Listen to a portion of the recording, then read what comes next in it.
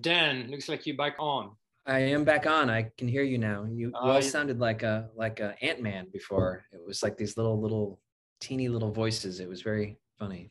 Yeah, Never so heard for anyone. those watching us right now, we had a few tech issues and I had actually multiple LinkedIn windows open on my browser. It's probably why we're getting some feedback. So Uh, super excited for to have you both of you online with me. That's the first LinkedIn Live that I'm doing, right? So I'm very excited to have you both with me because, first of all, I know that you'll be a little patient with me if things go a little wild. And just wanted to, chat with you, talk about how can we build a better human experience in the workplace. Totally unfiltered, unscripted. We didn't prepare anything at all. We just booked a time and that was it. And we just follow the conversation where it goes.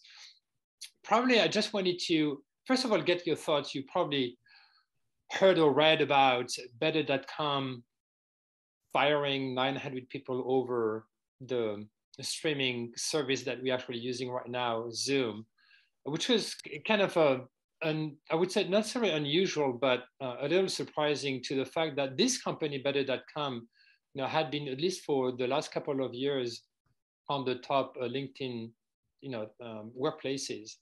And I'm sure that the CEO, probably had a good intent, but it didn't work out the way it was, even though it's not always easy to have to lay off or fire people. But what was the most intriguing to me is a lot of things surfaced or resurfaced after that happened online. And my first reaction was, how come they could be like a top rated company on LinkedIn and then suddenly they just become like one of the worst companies to work for, right? And I, as a leader, you just don't become an asshole just right away by doing something, right? It has to be something that is much deep into the culture. So I'd like to hear, first of all, what was your reaction when you heard about the news? And then we can go from there.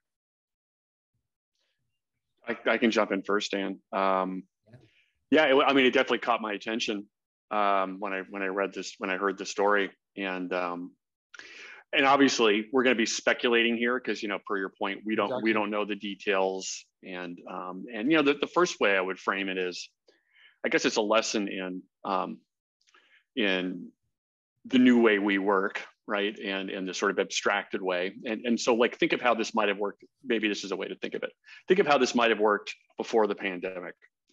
And the only kind of analogy I can think of is the CEO might've brought everyone together in a town. I don't know, this almost sounds worse. Everyone into a room, and then say, I'm glad you're all here today, but I wanted you to hear from me, and I wanted you to hear from me all at once. I need to let all of you go in the room. But instead it was like more of a virtual experience. So both of those sound really terrible. So we can't necessarily blame the technology because we knew it would be a mass event. And if you think of the emotional part of this, and this is where I think we can think where things went off the tracks, is if you're going to do something that's significant, as a senior leader, you would expect that person would have a fair amount of empathy for the experience that those people were about to have. And I mean, I'm sure all three of us have had to let someone go at some point, and have been in the room when you've had to fire somebody, and it's a hard experience, certainly one-on-one. And then, I mean, for me as a leader, they always talk about the first time you fire someone and how hard that is. But then once you've done it a few times, it gets a little easier. But even with that, I mean, it requires a lot of empathy, and you have to kind of anticipate all the different ways that the person might react to it, because they can have a very strong emotional reaction. And then so it was just a real lack of judgment, because I'm imagining if I was that CEO, I would be thinking, wow, I've fired people before. If I do this at scale like this, there's going to be like a really bizarre set of responses from people, all around the country that I can't see and experience, and that would be really irresponsible for me as a leader. The classic way this is done with layoffs, right, is that you get everything organized, and then you have, all at once, you have managers kind of talking to team members, right, and you kind of go through a layoff. So it's a bit of a mystery, but certainly the takeaway is it's not the right way to do it. And in the digital age we're in now, like, you do something like that, and it's all about perception, and that thing just went viral really quickly, and then all of a sudden that brand, that company is just trashed for good reason. You know, that's a really terrible thing to happen. What about you, Dan? So I would say, we don't want to speculate on all the details, but I would say this. The most important thing organizations can do is be transparent and communicate along the way. And that means the ups and the downs and the good and the bad and the awful and the beautiful. And I think if you're doing that, then you're prepared for the shit hitting the fan a little bit more, right? And unless this was something that just, again, had to happen overnight, we don't know the details, but typically, like Pat said, in any mass layoff, we need to care about our employees. And if you're communicating along the way, you're bringing managers in for conversation, you're bringing senior leadership in for conversation, you're thinking ahead, you're building a plan that takes care of people throughout it. I think that's where the miss is. I'm just a little bit baffled and shocked why there wasn't a better, more aligned plan. And it was just sort of, let's pour everybody out in like a big glass of water. So I think there was something amiss there with culture, something amiss there with being transparent, with being vulnerable, right? Meaning being comfortable talking about how things are going, how things are not going. So that would be my main takeaway. I mean, that's probably shame on leadership to some degree, and allowing that to happen.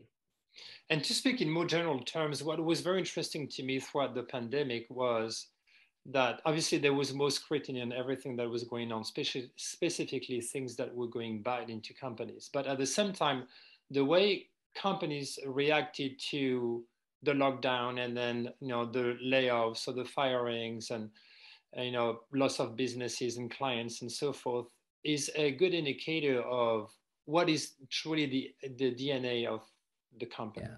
Right. And you can have and that's why there's always a gap or discrepancy between the general image of the company and what actually goes on inside the company. And in the bad time, it's really where the culture resurfaces. Mm-hmm. Right. So what would you suggest when it comes to aligning what the employer brand is, or at least the perception of it is, versus how it actually happens inside of the company?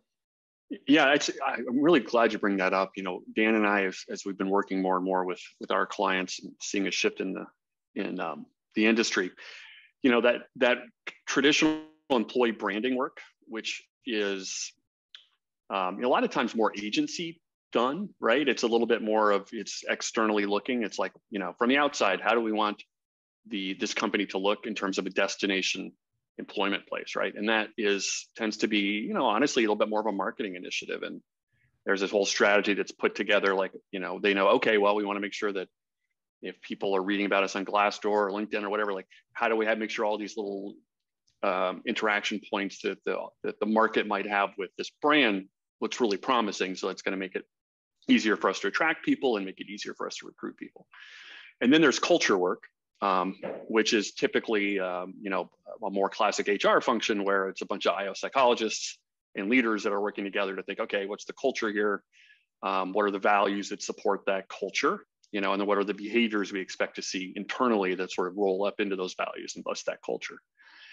And I think if companies are doing this right, they're really collaborating on those two things together. That work needs to be done, in my mind, at the same time. And I think we're in an era now where you can't have those two things working in two different directions without getting caught. And I think that maybe that's what happened with this firm. And they did, like you said, maybe they did a really good job externally.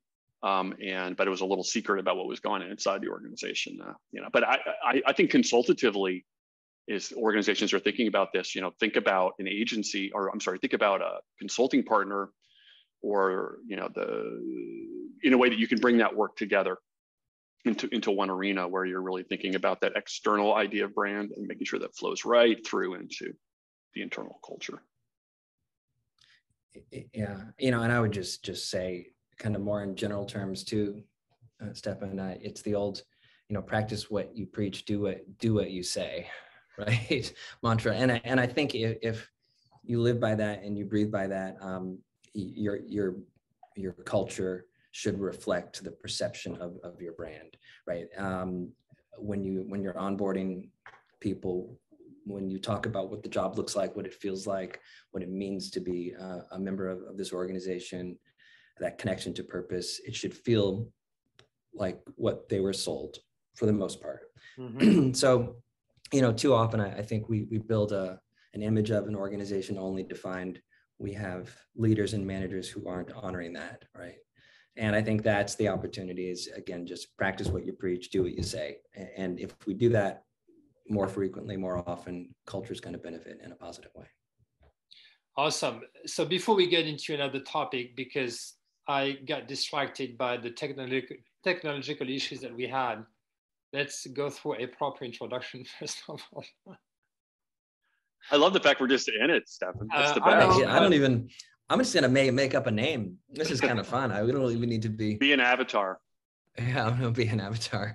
So Dan and Pat, you brothers, and you've started this amazing startup, RADICL. So tell us a bit more about, first of all, how you came up with the idea, what you decided to work together, because I assume that it's not always fun, or hopefully it's fun, but it may not always be fun. And then what do you guys do at RADICL? You want to go first, Dan? You jump in. Yeah. So we're just going around the dial. So thank you for the introduction, Stefan. And we're thrilled to be here, and we're big fans of the work you do as well. So thanks for having us on for your first run at this new candid conversation live on LinkedIn. I love it. So RADICL was born last summer. We talked about a little bit at the beginning of this conversation. Dan and I are based in the Twin Cities, Minneapolis, and it's a sort of ground zero for a lot of change. And not only were we in a pandemic last summer, but we had literally the George Floyd incidents and many, many other things happening a few blocks from our houses. And we just acknowledged the fact that the world has fundamentally changed and was changing. And we said, what can we do to help the world navigate through this change in a better way? And our background is in employee engagement and performance management, leadership development, and culture work. And so we said, well, we've got a lot of background on that, but you know what? We're in a whole new world, and everything about moving forward as we think about organizations being successful in a very bizarre time ahead, and as we think about individuals, employees, people being successful in this uncharted territory, everything's got to change. So we knew the playbooks had to change, the approach had to change. So that's how RADICL was born. That's why the brand is what it is. So specifically what we're doing now for organizations is we're helping them rethink in terms of the science and the technology and the frameworks and the approaches that they're taking to their employee experience work. We're helping them rethink how all of that needs to work in a different way. The people science needs to change, the strategies need to change, the solutioning needs to change in our opinion. And we feel really strongly this is maybe a once in a century opportunity for those of us that work in this business to help organizations get it right. And we think there's going to be organizations on the right side of the history and the wrong side of history as we look back a few years from now. So we're extremely passionate about what we do. And we're basically working with organizations to help them react and change and get on a forward foot as they think about their employee experience strategies in a changing world. Anything to add, Dan? That was well said. You read my notes well, Pat. Well, you've got notes. This is supposed to be unscripted, man. No, I wrote you those notes because you needed. Oh, you're right. Before we started, I'm like, probably going to be asked that. I'm like, hang on, let me just draft it. No, that was perfectly said. I can't add too much to that. I would just say that, to add a little, kind of, I guess, human perspective to it, and as brothers, I mean, when we decided to do this again, I think we just needed to do something that we are extraordinarily passionate about, and we weren't going to chase clients that didn't make sense. We weren't going to build an organization that we weren't 100% aligned with. We will not, settle for challenging our beliefs if we hold them dear. So values are very important to us. So if you're working with us and you're one of our clients or one of our partners, you get an incredibly transparent, passionate team. And that's what we're all about. And that's what RADICL is all about. So we do inspire change. We like to, at least we hope we do. And that's our mission, to continue to try to do that. Awesome. A radical approach, a concept that I wanted to explore with you as well, is the notion of love in a workplace. A few weeks ago, I posted a poll on LinkedIn, and it was something like, is it appropriate to talk about love in the workplace? And the responses were actually very insightful. Mm-hmm. Some of them would say, heck, no way, I wish never use the word love in the workplace. It's totally inappropriate. There were some other people who said, oh yes, I do this all the time. I love you guys. And but the most insightful for me was a few women responded actually that they were a little skeptical about using that term, just because they felt that there might be an open invitation to some misaligned males actually to see this as literally just an invitation, right? But beyond, not getting into that particular topic, but I love the idea of building a workplace around, based on love for one another, meaning acceptance of one another for who they are as human beings, instead of trying to fit into a mold. So first of all, what is your reaction of the concept of love in the workplace? And then secondly is, how can we collectively help organizations to really understand that treat love without necessarily saying I love you is an important element to build the foundation of a very inclusive culture. So first of all, reaction to the idea of love in the workplace. So I'll jump in, and I did see your post, and I read through some of the comments on that, because I was actually very interested in that. So I wasn't surprised. It was a provocative question, and I think everyone gave real honest feedback. So I appreciated that. So my take on it, you know me, Stefan, I use the word love, and I think it's important that we adopt that into the workplace. But I do think you need to clearly define what you mean. We say things, love what you do, love one another. Not so much that I love you. It's more so I love this job. I love my team. I love what this organization represents. I care about my colleagues. So I think it's we clearly know it's not romantic love when we use the word love in the workplace. But I think some organizations, many of that we know and partners that we work with, have love as parts of their core values. And I think it's great. I think it's important to define it when we talk about love, when we talk about trust, when we talk about words that are very common words that we use, daily for the most part. What do we mean as it applies to this organization? So I think it's a great word. It's a powerful word. I think we should be more comfortable with it. I think it should be obvious that we don't mean when we say I love my job and let's bring love into the workplace that we're not suggesting romantic love. If it's not, then clarify it really fast and make sure that everyone understands that. So I think it's all about definition and positioning.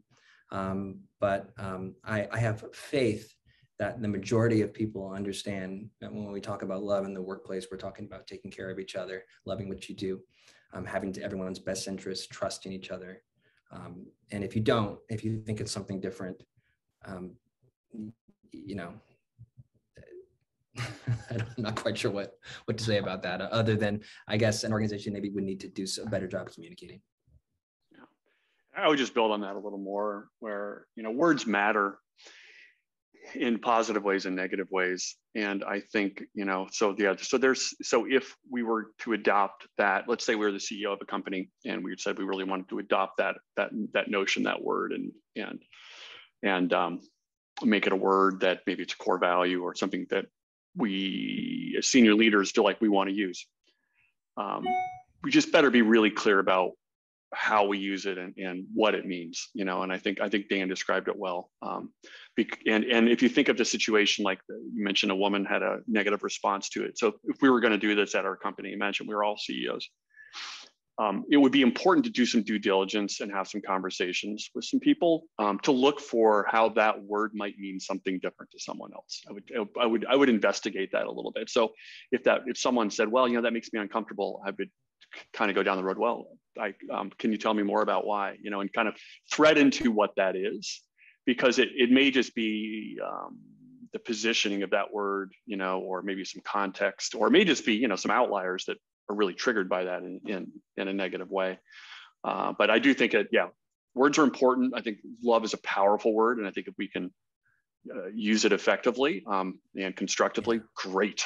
But if it comes loaded though, and there's issues with it and it makes people feel uncomfortable for whatever reason, we you know, it's your responsibility to investigate that and understand that, because, you know, it could also present a problem. But it's probably, if it starts to present itself as a problem, it's probably a signifier of something else deeper and more insidious that might be happening culturally. And that might be, you know, that might be worth the discovery in and of itself, just to kind of understand what is that dark part of it that might not be apparent. You know, and just to add one piece of clarity to this too, you know, I think we have to remember too, that in many organizations, there are many employees out there that are showing up to get a paycheck, and pay better be right. And we know we have pay equity issues, and they don't really care if they're loved or not by their colleagues. They want a fair job, they want fair benefits, they want to be treated with respect, and they want their paycheck, and they want it to be competitive.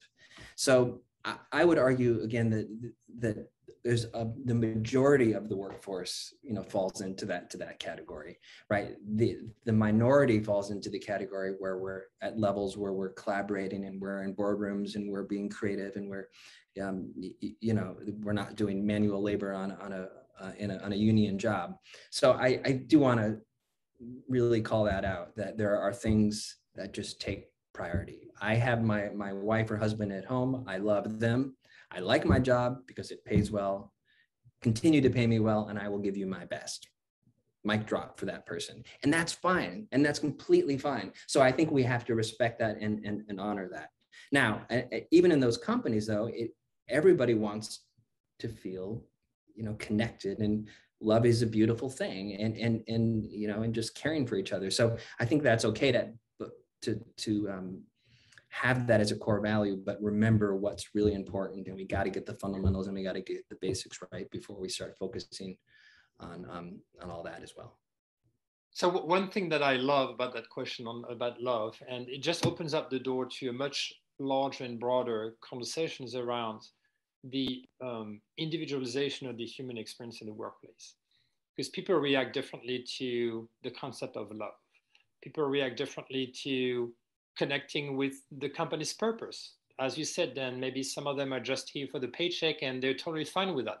They don't need to, you know, they don't need promotions. They don't need to, you know, get rewards every time they do something great. They don't need to, you know, get all those different benefits and so forth.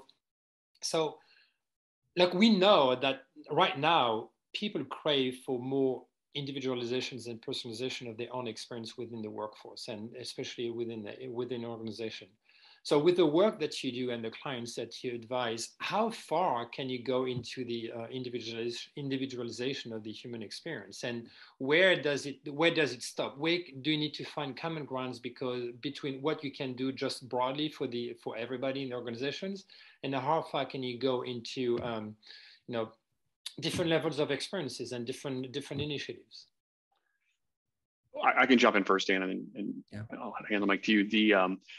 It's a really good question, Stefan, and I think if we use kind of the design thinking approach to this, which is what I would lean in toward, there's no way you're ever going to do something that's going to make every single person happy about every little bit of what you do, right? So you could interview every single person at the company. Let's say there's 1,000 people at an organization, and have 1,000 different points of view on something, and so you'll never get anywhere. But what you can do is you can work to do that design thinking work to investigate and learn, about how people feel about work or certain situation, things you want to investigate and ask questions about, and then work to aggregate that into personas that are meaningful. And we've done a lot of that persona work. And I'm a kind of a classic design thinking person where you do as many short interviews as you can, 30-minute interviews, collect lots and lots of information. And maybe that's 10, 20, 30, 50 interviews, whatever, but move fast. And then work quickly to distill those down into some personas that are meaningful.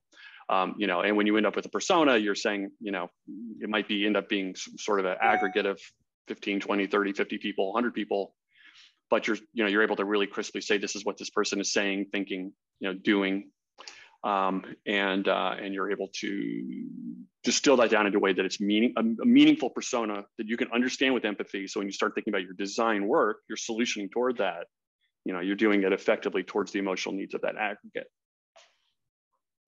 That's my opinion. Yeah.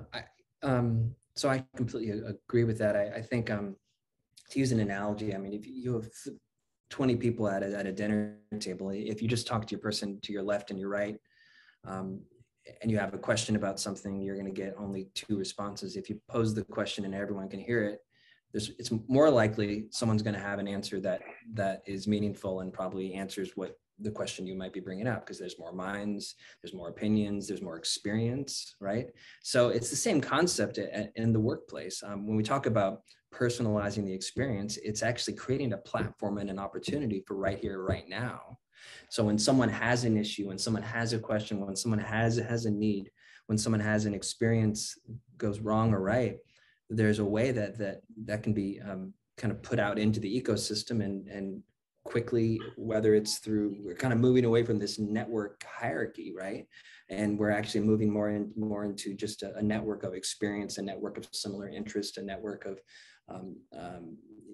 similar skills, where we can learn from each other. So I think organizations that build more based on skills, experiences, and not classic hierarchy are going to be in a lot better position for actually addressing individual kind of me needs. Right. So I think moving away from that hierarchy is a key, and allowing relationships and connections to grow within organizations that are not hierarchical in nature. And we know that it's a huge battle, and we've done it, the 3 of us before too. It's a huge battle to really convince at least leaders who are not necessarily 100% focused on the people, that in order to create a more inclusive and more human workplace, it does take efforts every day. But at the same time, one element that is often overlooked, I believe, is the fact that it's a collective effort. It's not a one-way street where the organization has to make all the efforts to create a human workplace. The employees are actors, and they're just passive consumers, just consuming everything that the organization provides to them. They have to be active contributors and actors in making their own experience exciting, worth it, and just make it work for them, right? And oftentimes, at least from my perspective, I've heard many times, employees complaining about things that don't go well, even though the company actually is pretty well known for taking care of the people. Mm-hmm. There are always things that we don't like at work. That's just the way it is, like things that we don't really like in our lives. But we as individuals, we have a responsibility to make the best out of what we have as well. We're not just passive consumers. We are active contributors in the workplace too. Yeah, I agree. Dan, go ahead. Pat. Yeah, I was just going to say, and to help facilitate that too, just to kind of take to what you just said, Stefan and Dan, and make it tactical. There's that classic, like I was describing, like the way we would do like a design thinking set of work, right? So let's say we're working with a client and we're going to just intensely go in and for a month do a bunch of interviews, just to really understand where we feel like we can share back with the client. You have kind of 5 personas here in our opinion, and here's the 5 personas, and this is what they are saying, thinking, feeling, and doing generally speaking, as we understand, their experience with work here. And so as we start to think about the solutions and employee experience design work, we should be making sure that all of those are against these personas, and that we feel like they're gonna work, or at least we can anticipate how our ideas are gonna work against these personas. And that's great work, but that you can't do that constantly, right? That's a big intensive set of work, and maybe that's done every couple of years or something if you're really on top of it. The other part of it is kind of that always listening, which Dan and I are big believers in, which is, okay, well, if you've done your work well, and the employee experience is, like you said, above average, something like, it's pretty good, but sure, people are always going to have complaints. Then have a mechanism, a good quality mechanism, by which people can, constantly can easily give feedback, and design it in a way that it's constructive. So you can flow it in and have a listening, solution, whether it's a person or, or kind of aggregator, data, whatever it is. So we can pull some insights. You can start to look for strong trends, like looking for emerging concern areas, looking for things, like where is really something starting to take shape that you should probably pay attention to. Or maybe there's a collective set of really good ideas that people keep offering, and maybe that's something you should look into quickly, and maybe that's something that you respond to. But I think if you do those two things, like do the hard work with intention, to really design with intention, and then have a mechanism by which you're listening in a constructive way to be able to kind of, in an ad hoc way, listen and then respond and adjust. I think that's a pretty good strategy. Dan, I'd love to hear what your thoughts are. Yeah, 100%. So I mean, I love the terms. All workers, all employees need to be active contributors to the design of work, right? This is critical. We know this. This drives engagement. This drives personal fulfillment. This drives experience, right? If you actually are a foundational part. And that spans across any job you might have. I'm not talking about just leadership jobs or senior leadership, regardless of what you do. Having a piece of the puzzle that snaps in, that creates pride, and pride creates engagement, and engagement ultimately, right, as we know, drives business performance, to get real tactical. So and the second thing is, debate is healthy. Like, sorry, I'm the analogy king today, but again, if you have a different perspective and you just share it and you talk about it with all of your friends that have the same perspective, like some cable news shows do, you don't get anywhere, right? I mean, to be real honest, right? So you're just going to agree with each other and pat each other on the back, versus actually, to put it in company organizational terms, bring people in across different functions, across different roles, across different tenures, across different, you name it, right? Diversity, inclusion at its best. Bring people in and bring them to the literal or virtual table and problem solve. And it's healthy, and debate, and that's healthy. And then decide, not everyone's going to get what they want. That's life. That's the way it goes, but lock arms and move forward. And organizations have to do this. They have to do a better job of this. But the only way to do it is you have to open the door and you have to facilitate these types of conversations. Again, just don't bring in everyone that's going to agree with you, make a decision and say, well, look, now we have 4 hours to go out and have drinks because it took us an hour to make this decision. Actually, take the 5 hours with people who disagree, have a really healthy meeting, and then lock arms, then go spend 20 minutes and do a shot. Much better use of time. So I just think, we need to do a better job of that in organizations, bringing people in across different parts of the company. These are like really basic steps and basic things that companies can do. Yeah, I like what Pat said about one-on-one interviews. I mean, I'm a huge believer in just talking to people to understand what's in their minds and what they want, and aspirations, inspiration, motivations, all of this. I remember a few years back at one of the employee experience summits that I did in Phoenix, Jeremy Bloom, who is the CEO of a company named Integrates, said that he does a pulse survey once a month, and at least at that time. And he only asked one question: would you refer a friend to Integrate?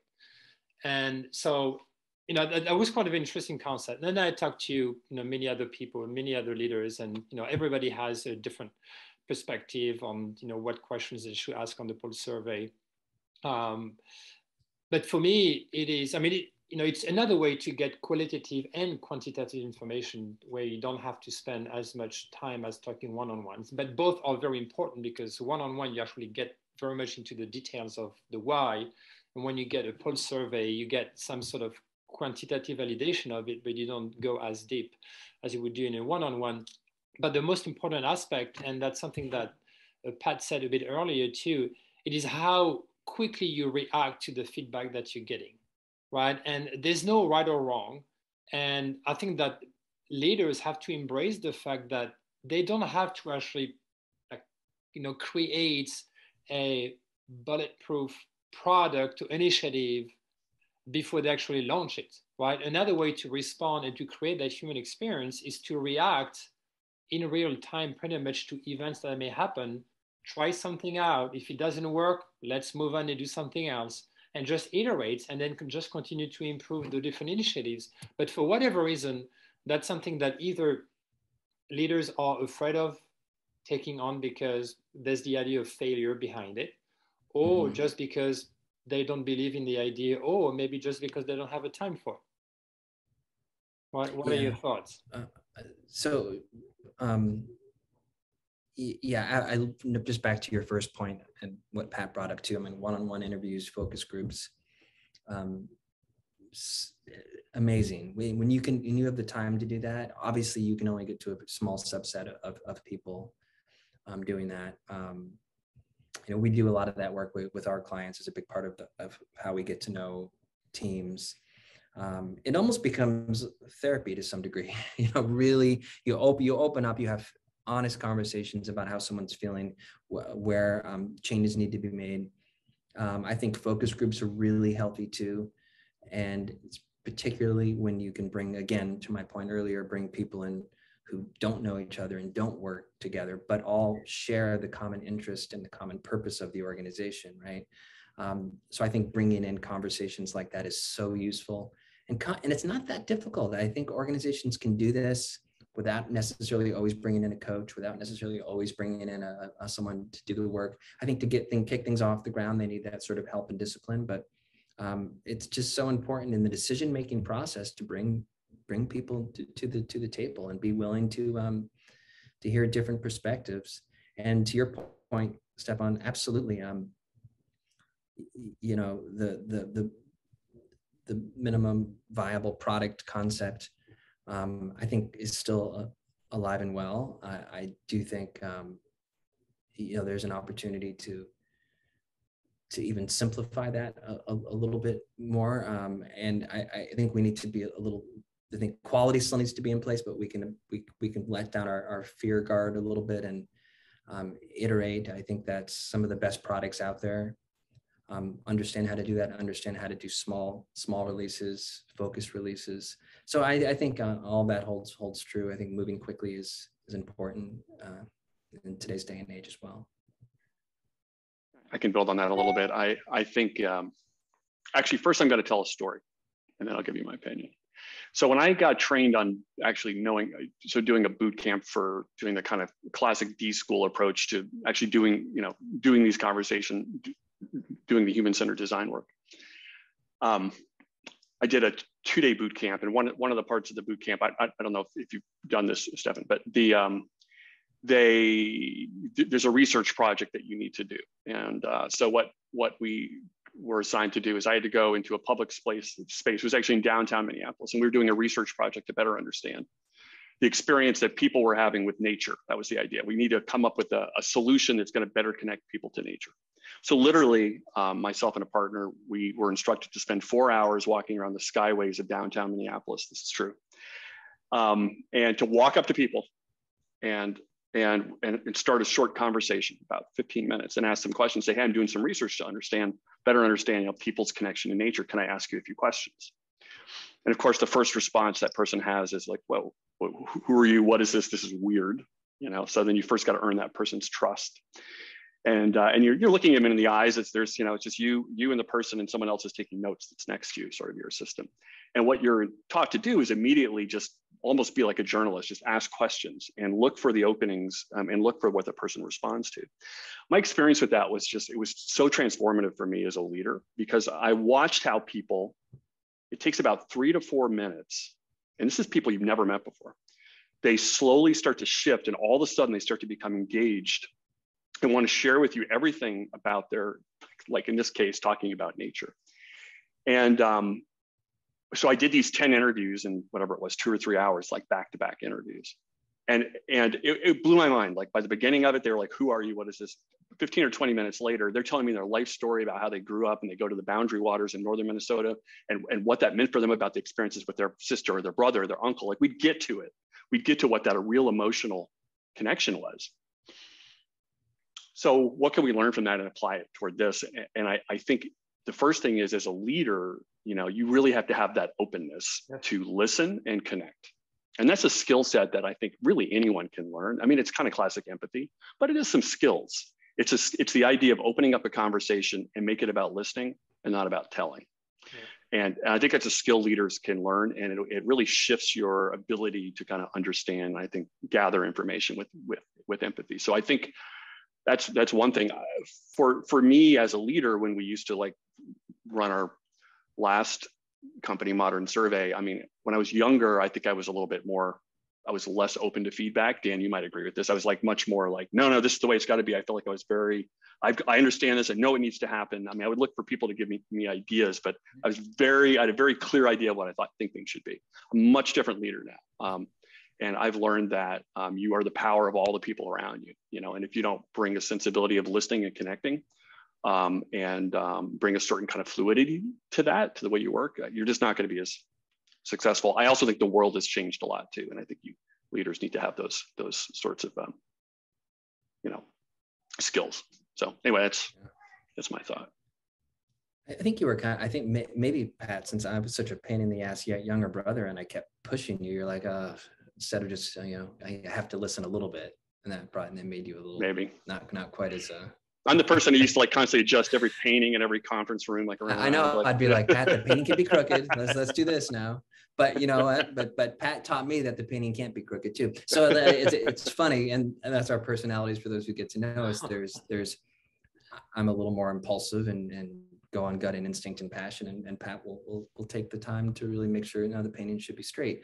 But it takes both, and we've learned, Pat, and I know that in business there is something magical about passion and listening and reacting to people.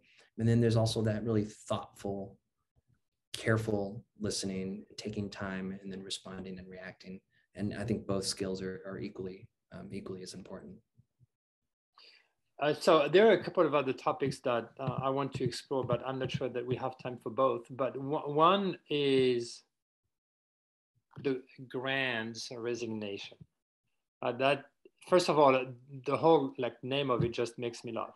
But then at the same time, the grand or the yeah, great? No, the whole idea. I thought the great resignation. I thought there was another name. The grants or the great resignation.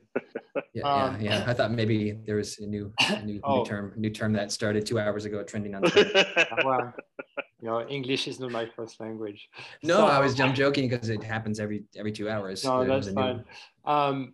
So a couple of things, and again, it's like totally, unfiltered, unscripted. So my first reaction is, first of all, it's kind of a boomerang effect for the companies who just didn't take care of their people in general, and most specifically during the pandemic. That's one thing. But then my second reaction is, for all of those people that resign, where the heck are they going? It's not like there are thousands and thousands of jobs available, right? So I'd like to hear your thoughts on both sides. It is, from a leader and from an organization, it is, like it's kind of, hopefully lesson learned. It's like, what can we do better so that it doesn't happen? We don't have more resignations in our organization.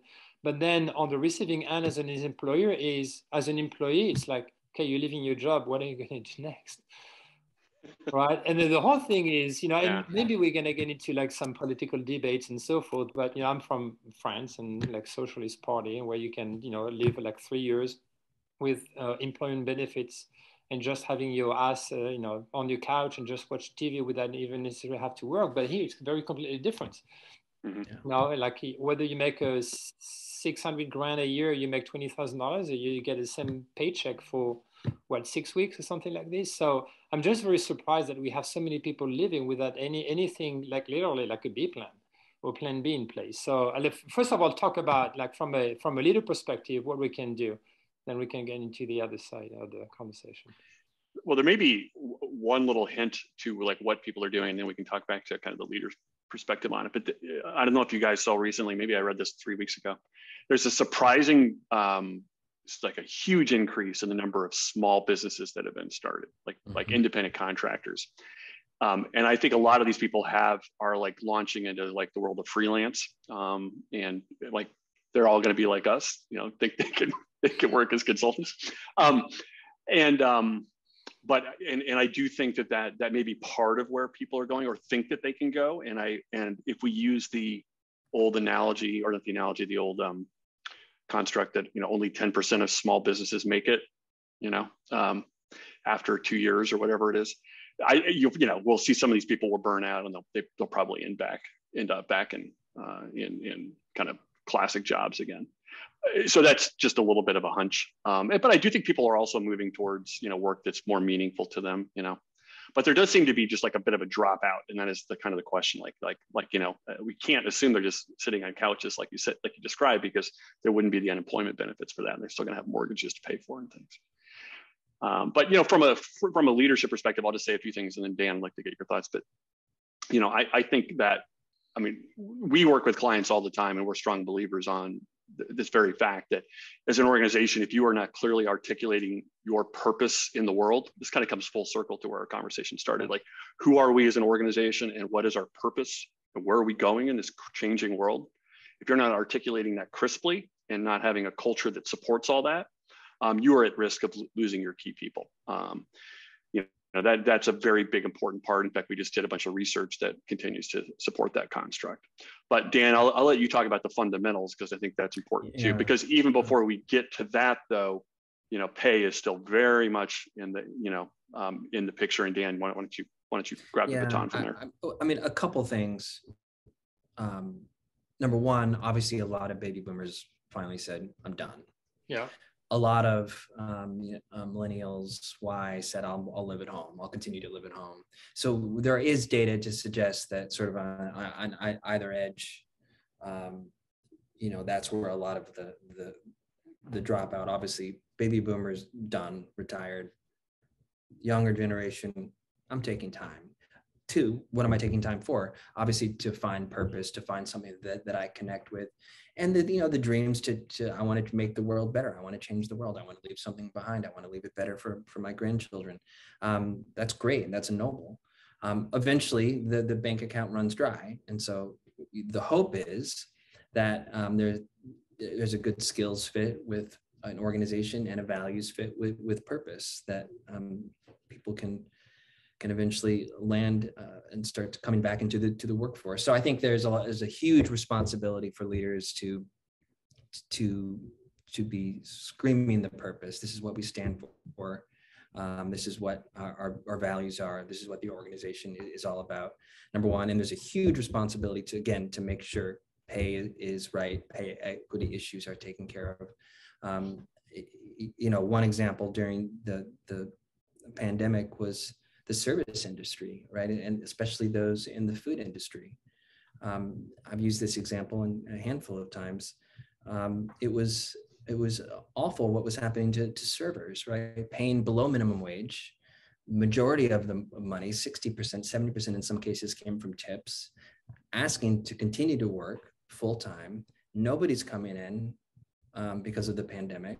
So getting paid pennies and expected to continue to work same hours on a non-livable wage, unacceptable. So the fact that some organizations took so long to respond to that, that can't happen again.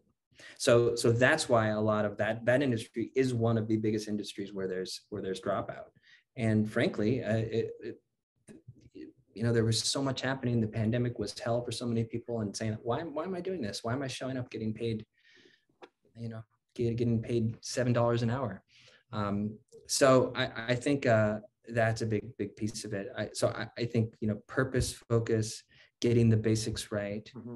I think internal career pathing and internal mobility is, and kind of as we reimagine that in the workplace, is super, super important. So you don't need to job hop to actually jumpstart your career.